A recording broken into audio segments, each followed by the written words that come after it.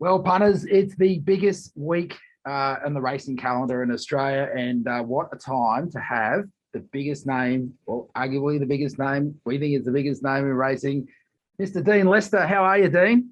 I'm well, Damien. Thank you. Thanks for having me on. Welcome on, Dean. How exciting is it, Deano, coming into this big magic week we're about to see? Yeah, well, we've had the entree in the first course through Caulfield, and what a great time that was with Animo winning the Guineas and Identifies winning the Cup, and then controversy of the Cox Plate on Saturday with State of Rest and Animo. But this week's what it's all about, and Flemington's what it's all about, starting with Derby Day and then into the Cup Oaks and the McKinnon Stakes, which who knows, we might even see a return bout of State of Rest and Animo.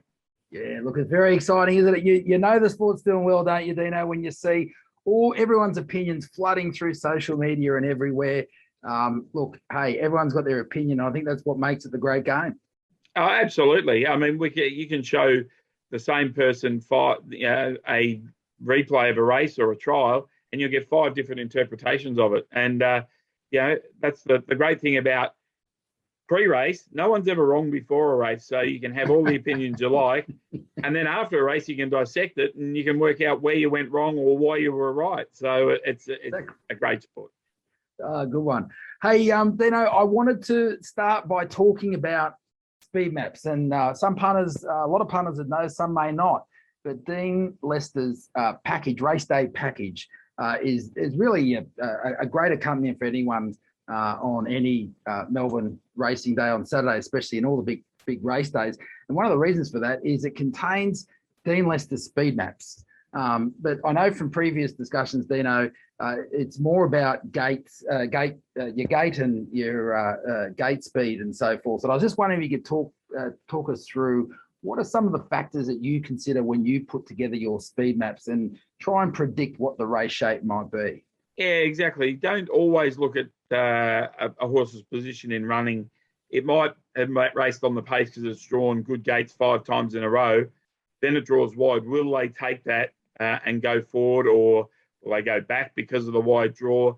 Certain riders have different intent. I always put Craig Williams a bit closer in the speed map because he likes to just try and get that bit closer. Glenn Boss, much the same. So you've got those sort of factors. But ultimately, it's a guide, and it's trying to just envisage how a race would be run. It started in very primitive form in about 2001, drawing little lines next to the names on a Herald Sun form guide, and from there we've developed it into spreadsheets, and hopefully a really good guide to the punters. It's trying to picture what a race is going to look like, and if you get that picture, then you might actually see who's going to get the best run and maybe who's going to be the winner. Yeah, look, it's certainly the feedback we get, Dean, from punters, the army of punters who use that as a tool on race day, that it's certainly doing the job. And look, one of the other aspects of the race day package that really differentiates it from a lot of others is your betting plan, or staking plan, as some might call it. Now, Dean, what we note in that is that, you're not always tipping or putting a staking plan together for every race. And then in some races, you're actually taking more than one runner, and you're actually staking against more than one runner. I wanted to start with that first, Dino. What goes into your thinking? What is the deciding factor to put more than one runner in a race, and the various staking against that? Okay, so if it's often, I might take 2 runners and one will be more favoured, so you might have a high percentage on it. You might bet to win a certain amount. You're looking at the odds of a morning. If I take an example of Saturday, one that probably skipped through was that Forgot You was $1.80 and heading towards $1.65 in the morning. And I didn't put it in the staking plan, but it paid $2.10. So they're the sort of ones that, if you're sort of agile on the day, you could probably play.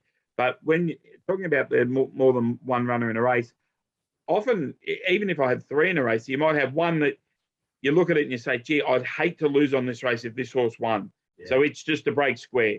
So if you're thinking you've got $30 and it's a $3 chance, you might have your $10 on it. You might have another one that's $7 and you might have $12 on it, and your other $8 might be on an $8 chance. So you've got a good result with one win, a nice result with the other, and a break even with the other. So you're backing 3 horses in essence against the field, and 2 of them for a profit, 1 to break square. The rest of the field win, well, you lose, and that's how I look at it. The staking plan, I put it into try and make it around what I say 100 units or $100 if it was $100 spend on a day, but you might be a bigger punter than that. So if you spend 300 on a Saturday, everything I say you'd multiply by 3.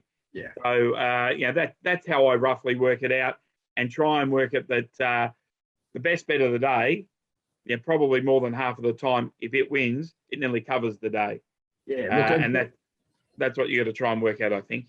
Yeah, look, what I'm hearing there, Deano, there's a real strategy going into the thinking around a race, and obviously we know, and we saw a bit of that on the weekend where the best horse in the race, I'm thinking Floating Artist, has won, may not have won the race. So you need to obviously in your case, you're thinking about those possibilities and saying, look, at least I can break even if this comes home.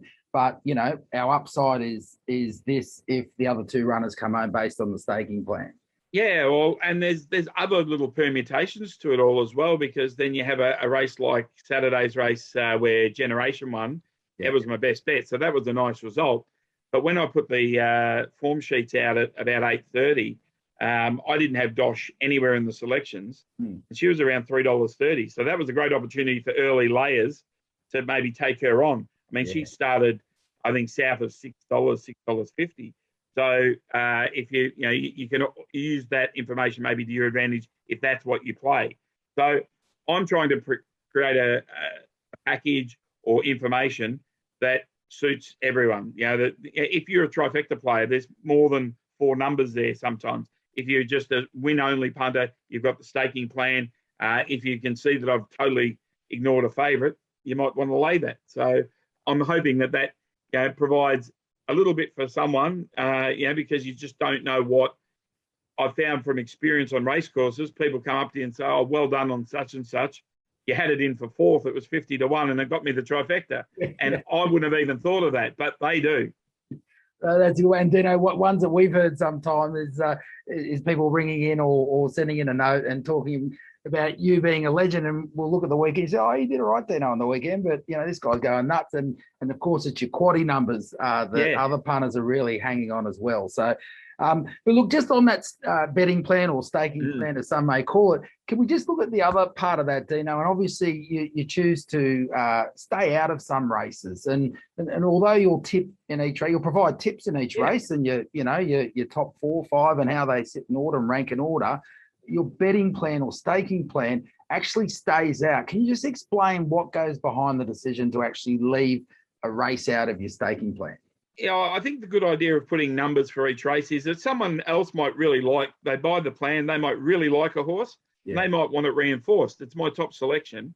Yeah. But I might see a race where I think there's 2 chances, and one's $2.60 and one's $3.20.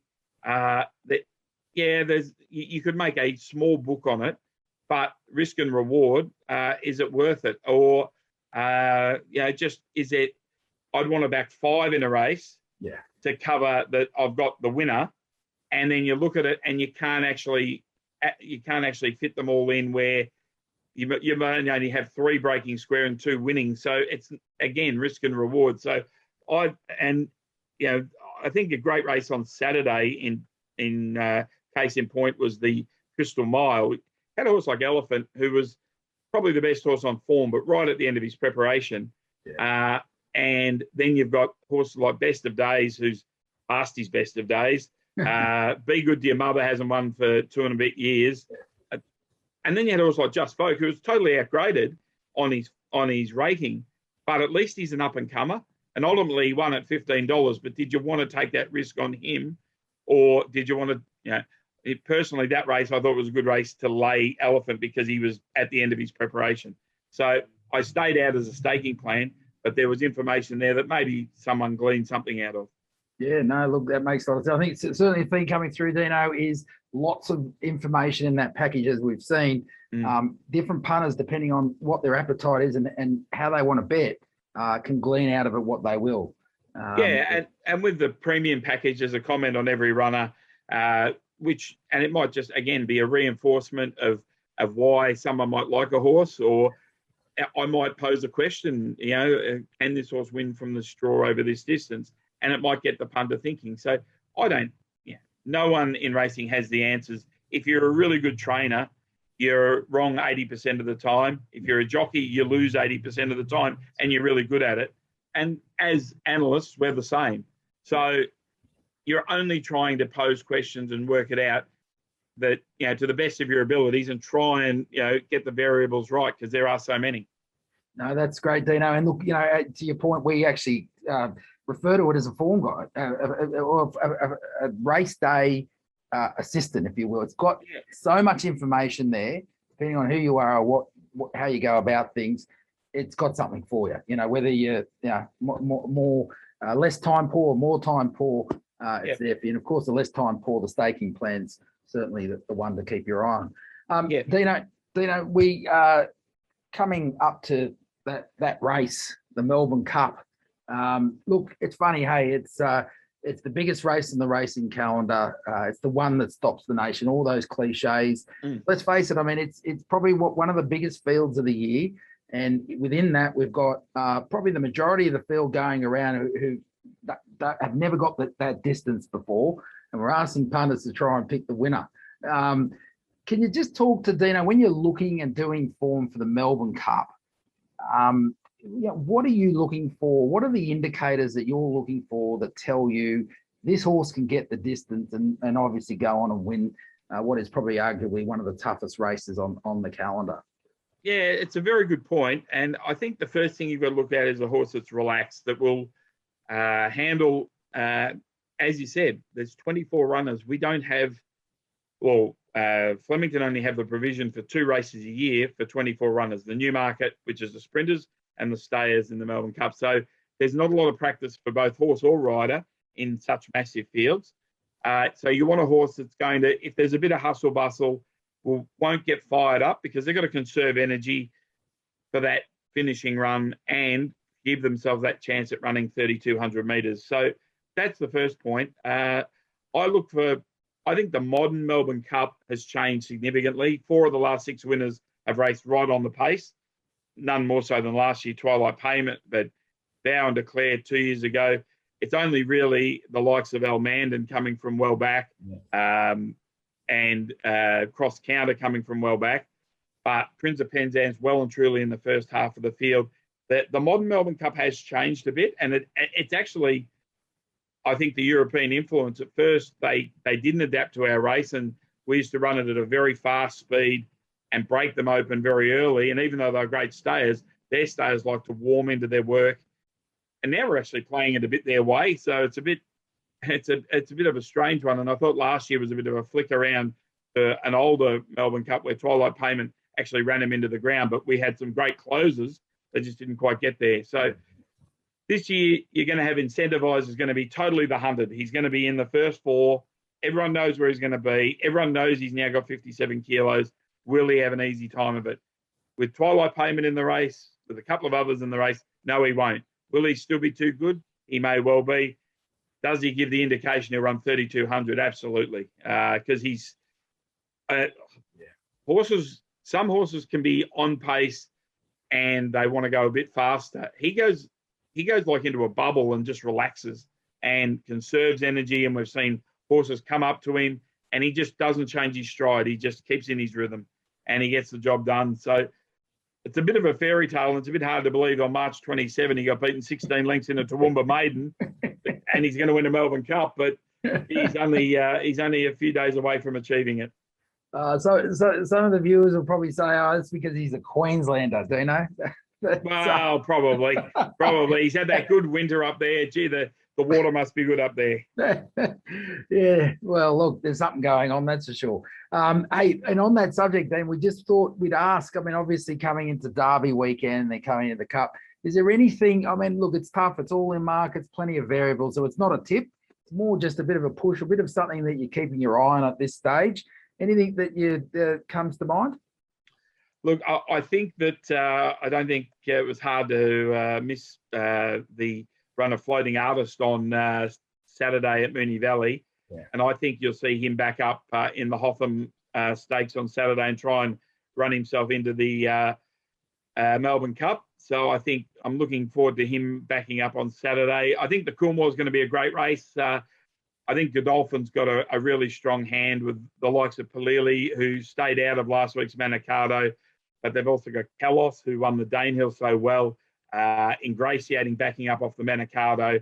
And then you've got the horse like Home Affairs, who comes off the Everest, but will find this a lot easier. The Derby, Forgot You's got the best form. He's had a lot of hard runs. I just wonder if he's got much left in the tank. I'm a little bit interested in at a price to Dukaka. He won at Geelong, and I think he's progressing really well. But they're probably the main ones through the week or through the first day. And then, of course, Cup Day, the Oaks. I think Danny O'Brien's got a good hand with El Patroness, but it runs on Saturday in the Wakeful, so we'll learn more there. But it promises to be a tremendous week. But if you were pinning me to one, I think Floating Artist runs in the Hotham Stakes on Saturday. I think he'll run himself into the Melbourne Cup. Yeah, hard to disagree with you after seeing that run on the weekend, Deano. Probably the best beaten in the race, would you say? One of the best things beaten in many weeks in Melbourne. Yeah. It just got in an awkward spot, and sometimes you can get out of an awkward spot and make the best of a bad situation. It just got parlayed into a worse situation. And then for that horse to pick up and get as close as he did suggests to me that he's got a lot of petrol still in the tank. Well, that's there, yeah. Hey, Deane, look, wealth of information there. I'm sure punters are going to get a lot out of this. Deane, we wish you all the best coming into one of the busiest weeks of the year. We know it's that busy, and we thank you for your time as a result. Deane, all the best for the week. And Cup Day, obviously you'll have all your sort of bookings for different stations and so forth. But when it comes Cup Day, you're at home this year, mate? Or I believe I am at home this year. Yeah, we're with the COVID restrictions. I'm at home, but I'll be on radio on RSN through the day, and in the lead up to the Cup. I think it's my 22nd Cup on radio, so looking forward to the coverage. And shame we can't be there, but next year will be a different year, and we'll get back out there. But thanks for having me on, Damien. Let's do it again soon. Good on you, Deane. Take care, My mate. pleasure. Thanks, mate.